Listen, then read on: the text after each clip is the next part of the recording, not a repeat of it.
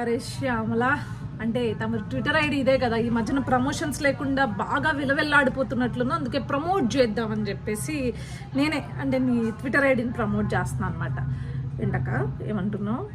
తమరికి ట్రోల్స్ చేస్తున్నారా అంటే తమను అధికార ప్రతినిధిగా ప్రకటించినప్పటి నుంచి ట్రోల్స్ చేస్తున్నారా? అసలు మమ్మల్ని ఎలా ట్రోల్స్ చేశారో తెలుసా నీకు? గత 5 ఏళ్లుగా మా పైన, మరి ముఖ్యంగా తెలుగుదేశం పార్టీ మహిళా కార్యకర్తల పైన అయితే న్యూడ్ ఫొటోస్ మార్ఫ్ చేసి ఏకంగా సాక్షి ఛానల్ నుంచి మా పైన ఆర్టికల్స్ తయారు చేయించి వదిలి మమ్మల్ని అంత దారుణంగా మానసికంగా హింసించారు. అయినా కానీ ఏ రోజు మేము బయటకు వచ్చి నీట్లాగా విక్టిమ్ గాడేలే అక్క.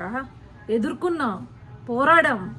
నిజంగా పోరాడే వాళ్ళు అయితే అట్లా నుంచుంటారనమాట, ఇట్లా విక్టిమ్ గార్డ్ వేసుకోరు బేసిక్గా. ఇంకొకటి, నీకు పని లేకుండా చేశారా?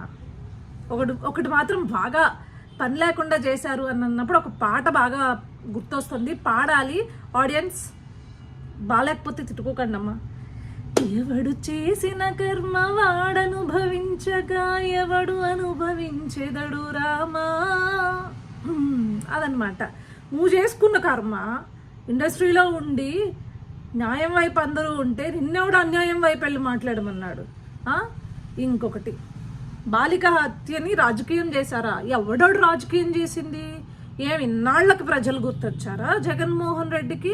వాళ్ళ నాన్న థూ అని ఊసాడు రాజకీయం చేయొద్దు అని చెప్పేసి, మా ఇళ్ళకి ఎవరు రావద్దు అని చెప్పేసి రాజకీయం చేయొద్దు అని థూ అని ఊసాడు. మేము పిల్ల పోయిన బాధలో మేమున్నాం, ఇంకా మమ్మల్ని బాధ పెట్టద్దు అన్నాడు. మీ ఓడి రోజు నేను వెళ్తా అక్కడికి అని చెప్పేసి ఎందుకు ప్రకటించాడు? వాళ్ళు వద్దు అంటున్నా, ఎందుకు మూసుకుని ఇంట్లో కూర్చున్నాడు? ఎందుకంటే వాళ్ళ ఇంట్లో వాళ్ళు మిమ్మల్ని ఊస్తే మీరు ఇంట్లో కూర్చున్నారు. ఏ రోజున ముఖ్యమంత్రిగా ఉన్నప్పుడు ఇట్లా అభాగ్యులు ఎవరైతే బలైపోయారో, ఎవరైతే అత్యాచారాలకి హత్యలకి గురి కాబడ్డారో వాళ్ళని కనీసం ఏ రోజన్నా పట్టించుకున్నాడా? ఎంత దరిద్రుడంటే, గుంటూరులో జరిగిన ఇన్సిడెంట్, ఆ పాపని నడి రోడ్డు మీద పొడిచేస్తే గుంటూరులో జరిగిందానికి వాళ్ళ ఫ్యామిలీని తాడేపల్లి కొంపకి పిలిపించుకుని సీఎం క్యాంప్ ఆఫీస్కి పిలిపించుకుని మాట్లాడాడు. అది వాడి పరిపాలన.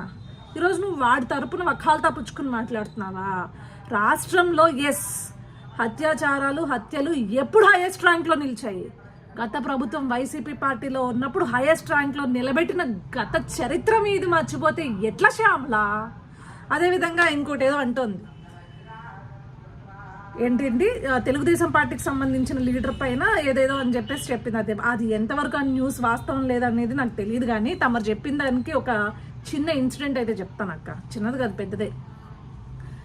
గత ప్రభుత్వంలో ఎమ్మెల్సీ అనంతబాబు దళితుడిని చంపేసి డోర్ డెలివరీ చేస్తే సిగ్గు లేకుండా ఇంకా కొంపలో పెట్టుకుని డిన్నర్లు తినుకుంటూ కూర్చుని సస్పెండ్ కూడా చేశానని చెప్పేసి ఒక లెటర్ ఇచ్చి, అయినా కూడా వెనకాలే ఎలక్షన్స్ అప్పుడు చుట్టూ తిప్పుకుని ఏకంగా బస్సుల్లో ఎక్కించుకుని, ఆ బాపతు తెలుగుదేశం పార్టీలో ఉండదు. ఎవడైనా సరే తప్పు చేస్తే వెంటనే సస్పెండ్ చేసి వాళ్ళని ఖచ్చితంగా శిక్షించే విధంగా చర్యలు తీసుకునే పార్టీ తెలుగుదేశం పార్టీ. దమ్ముగా మేము చెప్తాము.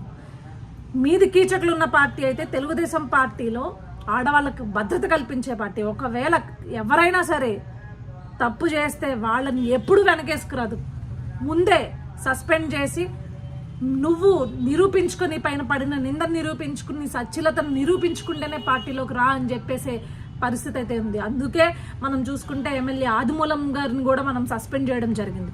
సో ఇది పరిస్థితి. ఆమె ఈరోజు కోర్టులోకి వెళ్ళి ఇదంతా తప్పుడు కేసు అని చెప్పేసి ఆమె ఒప్పుకుంది, ఆ మహిళ ఒప్పుకుంది.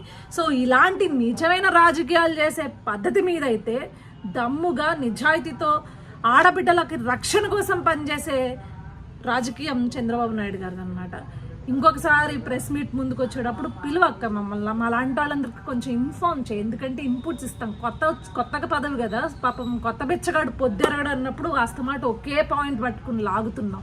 ఆ రోజు ఆ బలిదానాలకి నువ్వు మాట్లాడని దానివి, ఆడబిడ్డల బలిదానాలకి మాట్లాడని దానివి నువ్వు మాట్లాడకూడదు. ఎందుకంటే ఆ రోజు అమరావతి ఆడబిడ్డల్ని ఏ రకంగా, ఎంత దరిద్రంగా, ఎంత ఘోరంగా మీరు అపహాస్యం చేశారో, అవహేళన చేశారో, ఎంత ఘోరంగా బాధ పెట్టారో మొత్తం యావత్ రాష్ట్రం అంతా చూసింది. దాని ప్రతిఫలమే మీకు, దాని పర్యవసానమే ఇదంతా 11 సీట్లు. ఓకే, పెద్ద వచ్చి వాక్శుద్ధి ఉంది అని చెప్పేసి అడ్డమైన కూతలు కూస్తే బాగుండదక్క.